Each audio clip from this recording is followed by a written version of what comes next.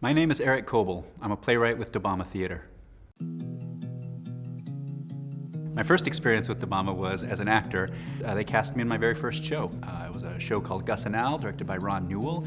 I was brand new to town. I was trying to decide whether I was going to stay in Cleveland, having just finished an internship here, and I was trying to decide whether to be here or in some other city in the country.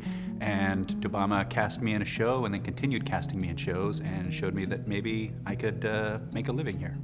I think it is fair to say that I would not be living and working in Cleveland right now if it weren't for Dobama.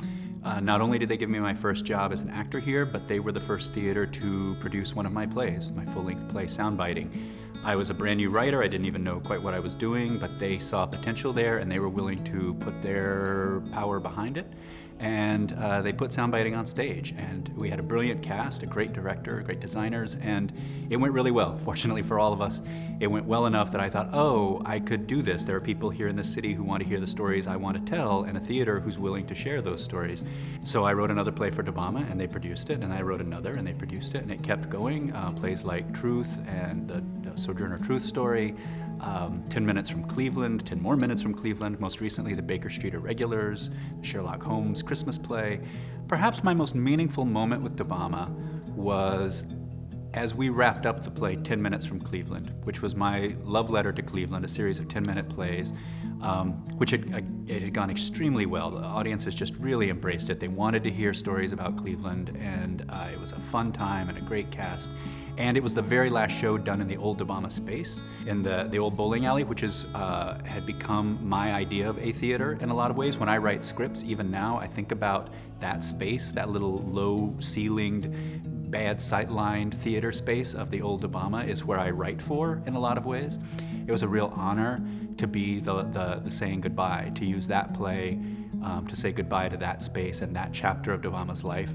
So that closing day, I think of that play and knowing that we were not coming back to that space ever again, and to go out on such a high though, and not a sad note, but a real feeling of accomplishment of all that had been done there before I ever got there, and to be part of that legacy were huge.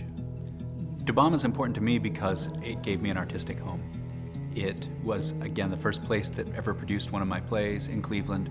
It continued to welcome me through plays that were successful and plays that weren't successful. They kept asking me back to keep learning my craft, and I'm still learning my craft. So it's been incredibly important to my artistic life. I think it's important to the city's artistic life because it has given so many artists chances to do just what it gave me the chance to do, to keep coming back, to keep honing my craft on these stages, working on these amazing plays with a really savvy, smart audience who is eager to take in the new work and to challenge themselves and to let new artists explore issues. I think that's a really good gift in this community. Happy birthday, Dobama. Here is to 60 more years of amazing theater.